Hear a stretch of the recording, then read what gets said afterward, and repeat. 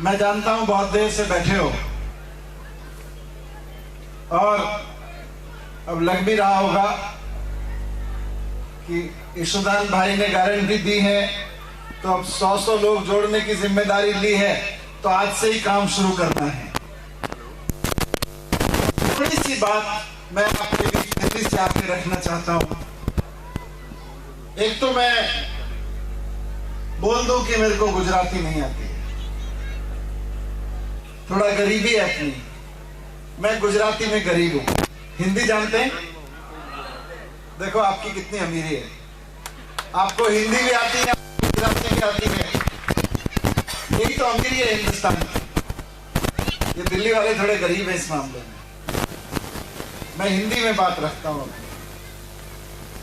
मैं 2015 से केजरीवाल जी की सरकार में शिक्षा मंत्री के रूप में काम कर रहा हूं और 2015 में जब दिल्ली में शिक्षा मंत्री के रूप में काम करना शुरू किया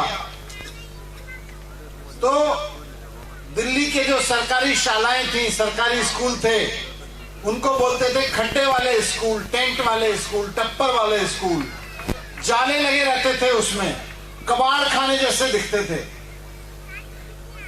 मैं एक बार सरकारी स्कूल में गया, मैंने ऐसे किसी बच्चे को बोला कि बेटा तुम तो देश का भविष्य हो।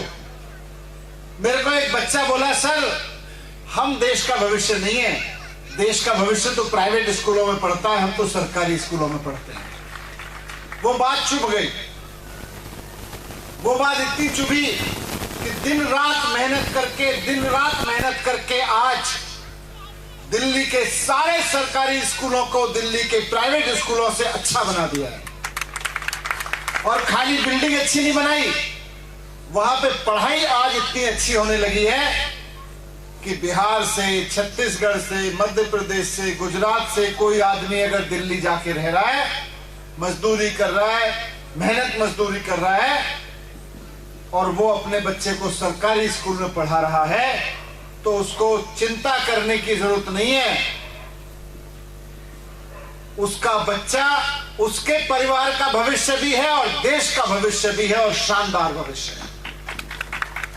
अभी 10 दिन पहले मैं और अरविंद केजरीवाल जी, माननीय मुख्यमंत्री जी, कुछ सरकारी स्कूलों के ऐसे बच्चों से चर्चा कर रहे थे जिनके अभी देश के बड़े बड़े इंजीनियरिंग कॉलेज में, मेडिकल कॉलेज में एडमिशन हुए हैं। एक बच्चा था, उसमें दिल्ली में चप्पल बनाने वाली फैक्ट्री में काम करने वाले मजदूर का बेटा IIT में एडमिशन हुआ है। 4 साल में इंजीनियर बनेगा, कम से कम 2 लाख रुपए की तनख्वाह होगी इसकी, कम से कम 2-3 लाख रुपए की तनख्वाह होगी। एक बच्चा जिसके माता पिता की डेथ हो गई 10 साल पहले, भाई ने उसको 8,000 रुपए महीने कमाता था भाई, उसने उसको पढ़ाया, आज उसका बड़े मेडिकल कॉलेज में एडमिशन हुआ है, उसको कम से कम 2-3 लाख रुपए महीने मिलने लगेंगे जिस दिन वो 4 साल की पढ़ाई पूरी कर लेगा। हम लोग राजनीति में नए नए आए हैं, हमको राजनीति नहीं आती। यशोदान भाई को राजनीति नहीं आती, सागर भाई को राजनीति नहीं आती, यहां आम आदमी पार्टी के जितने कार्यकर्ता खड़े हैं इनको राजनीति नहीं आती, लेकिन हमको स्कूल चलाने आते हैं। हमको स्कूल ऐसे चलाने आते हैं कि एक गरीब से गरीब आदमी का बेटा भी, जिसके पास पैसा ना हो, गरीब से गरीब आदमी की बेटी जिसके सपने इंजीनियर, डॉक्टर, IAS बनने के हो, IPS बनने के हो, बिना पैसा खर्च किए डॉक्टर बना देंगे, उसको हमको ये आता है। बिना पैसा खर्च किए उसको इंजीनियर बना देंगे, उसको IAS IPS बना देंगे, ये हमको आता है। और ये बीजेपी वालों को नहीं आता। अगर आता तो 27 साल में कर देते। यहां एक भी सरकारी स्कूल बता दो यहां पे जहां से कोई बच्चा IIM पहुंचा हो। यहां आपके अहमदाबाद में IIM है, बड़ा मैनेजमेंट का कॉलेज है। आज दिल्ली के सरकारी स्कूलों के बच्चे वहां पे पढ़ने आ रहे हैं। हमको ये आता है। हमको अभी सागर भाई बोल रहे थे कितना एकड़ से कितने एकड़ पहुंचा आपका वो महसाणे वाला बीजेपी का नेता? 4 बीघा से 1000 बीघा अपना करना नहीं आता, लेकिन इतना जरूर आता है कि 4x4 की झोपड़ी में रहने वाले को, बच्चे को ऐसा पढ़ा दो कि वो 400 बीघा जमीन खरीद सके, बड़ा आदमी बन जाए, इतना आता है। और ये किया है, दिल्ली में करके दिखाया है।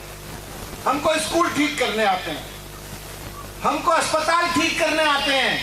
यहां पे ये बोलते हैं सरकारी अस्पताल ठीक नहीं हो सकते, प्राइवेट अस्पतालों में इलाज कराने जाओ।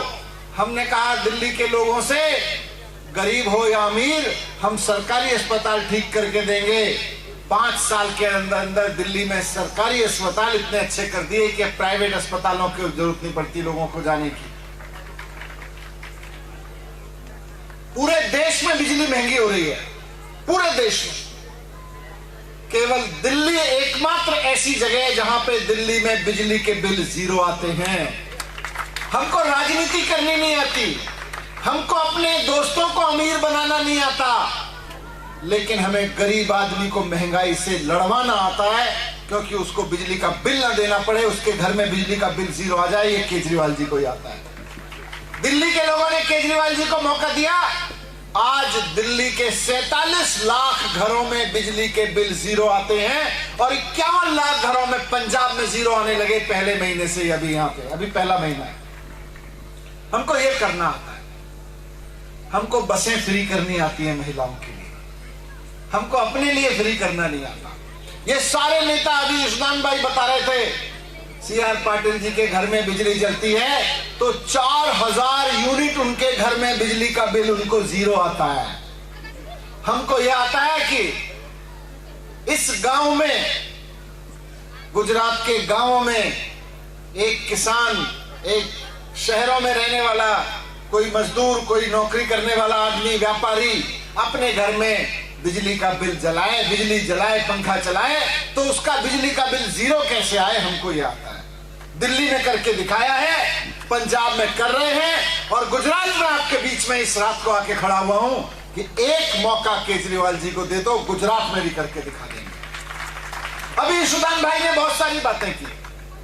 उन्होंने बोला हम सरकारी स्कूल इतने शानदार कर देंगे, उन्होंने बोला हम सरकारी अस्पताल बहुत शानदार कर देंगे, उन्होंने बोला हम 300 यूनिट बिजली फ्री देंगे, बिजली के बिल 0 आएंगे आप सबके मार्च के महीने से। उन्होंने बोला बेरोजगार नौजवान जिनको नौकरी नहीं मिल रही है उनको 3000 रुपए महीने का भत्ता देंगे, महिलाओं को 1-1000 रुपए देंगे, बसें फ्री कर देंगे। ये सारी बात इन्होंने बोली। 50 लाख सरकारी नौकरियां देंगे, ये 10 लाख सरकारी नौकरियां देंगे, इन्होंने ये बोला। ये बीजेपी वाले बोलते हैं कहां से लाओगे पैसा?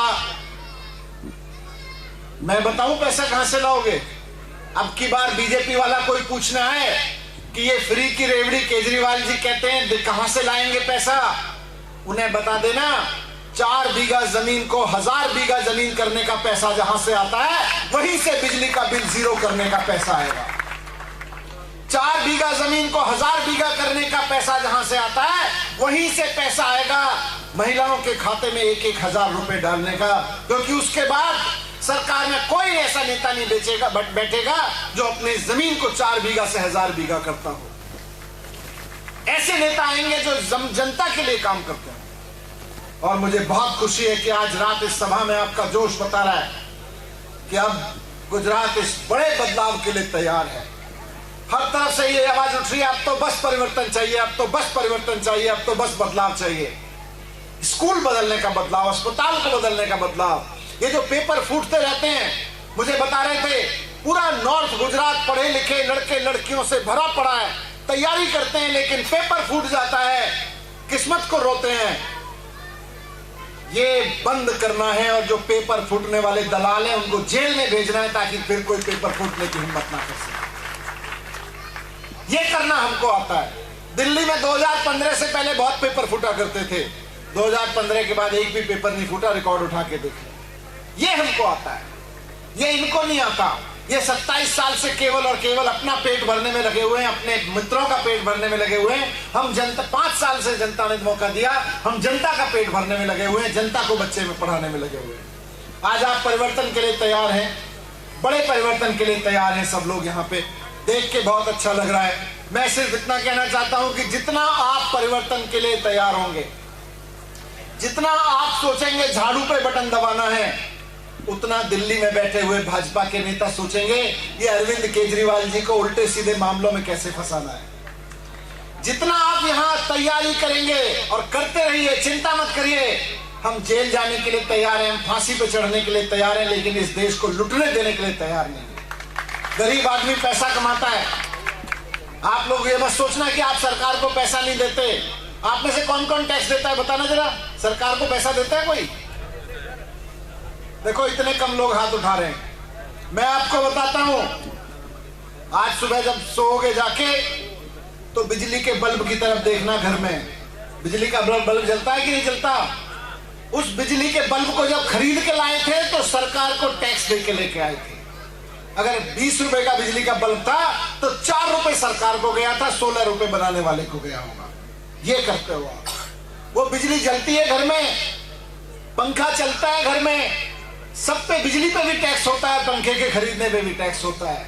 कल सुबह जब सो के उठोगे, ब्रश करते हो ना, टूथपेस्ट, सबसे पहले सो के उठ के जो टूथपेस्ट करते हो, वो टूथपेस्ट जब 20 रुपए का 50 रुपए का लेके आते हो बाजार से, वहां भी 10 रुपए टैक्स देके आते हो। नमक खरीद के लाते हो, चीनी खरीद के लाते हो, दूध खरीद के लाते हो, दही खरीद के लाते हो, माचिस खरीद के लाते हो। भिखारी भी माचिस खरीद के लाता है तो सरकार को टैक्स देके आता है। ये सारा पैसा इकट्ठा होता है तब स्कूल बनने होते हैं, लेकिन स्कूल नहीं बनते, नेता को 1000 बीघा जमीन खरीद ली जाती है। इसलिए मैं आपको कहने आया हूं कि ये हमारा और आपका पैसा है। इस पैसे की चोरी होने देने वाली सरकार मत चुनिए। इस चोरी को रोकने वाली और इस पैसे को स्कूलों पे और अस्पतालों पे खर्च करने वाली, महिलाओं पे खर्च करने वाली, नौकरियों पे खर्च करने वाली सरकार चुनिए। दिल्ली के लोगों ने चुनी है। आज केजरीवाल जी को 3 बार से लगातार मुख्यमंत्री बना रहे हैं। उनके देख के पंजाब के लोगों ने केजरीवाल जी पे भरोसा किया।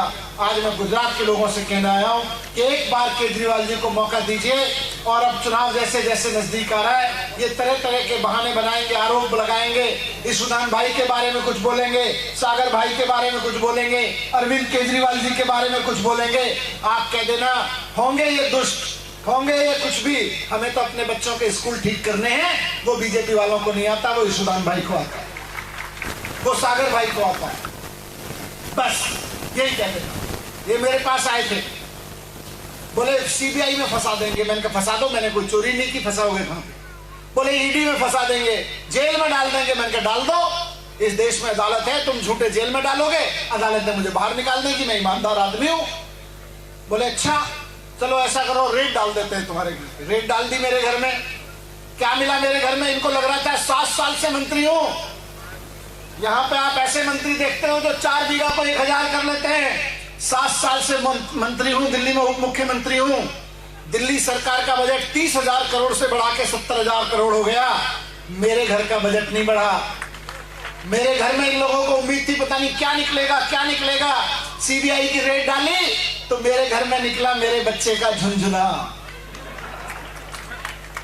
वो भी पूछ रहे थे भाई ये किस लिए रखा हुआ है? मैंने कहा मेरे पास तो यही है, कुछ नहीं निकला। फिर बोले अच्छा ऐसा करो, ये तो बीजेपी वाले बड़े खराब हैं, ये आपको फंसा के जेल में सड़ा देंगे, आप ऐसा करो इनसे समझौता कर लो। मैं क्यों? बोले केजरीवाल जी को छोड़ के इनके साथ आ जाओ। मैंने कहा क्यों आ जाऊं? फर्जी मुकदमे चला रहे हैं मेरे ऊपर इसलिए। बोले नहीं आप समझा करो, आपको मुख्यमंत्री बना देंगे। मैंने कहा मैं मुख्यमंत्री बनने नहीं आया। मेरी माँ ने मुझे बचपन में महाराणा प्रताप की कहानी सुनाई थी। मुझे इस बात पे गर्व दिलाया था कि तुम महाराणा प्रताप के खानदान से आते हो। मुझे मेरी माँ ने इस बात पे गर्व दिलाया था और मेरी माँ ने समझाया था कि तुम उस खानदान से आते हो जिसका एक आदमी अपनी जनता के लिए जंगल में घास की रोटी खा लेता है, लेकिन किसी दिल्ली के बड़े सरदार के सामने सर नहीं झुकाता है। मुझे ये सिखाया गया है। मैं नहीं झुकूंगा, बिकूंगा नहीं, गद्दारी नहीं करूंगा। तो बोले फिर जेल में डालेंगे। मैं डाल दो, गुजरात में सरकार बन जाएगी। तब तक आप जेल में डालोगे, गुजरात के लोगों को और गुस्सा आएगा कि एक ईमानदार आदमी को जेल में डाल रहे हैं। गुजरात के लोग पहले 2 वोट देते तो 4 वोट लेके आएंगे मेरे लिए। बहुत बहुत धन्यवाद। आप सब लोग इतनी देर रात तक इंतजार करते रहे।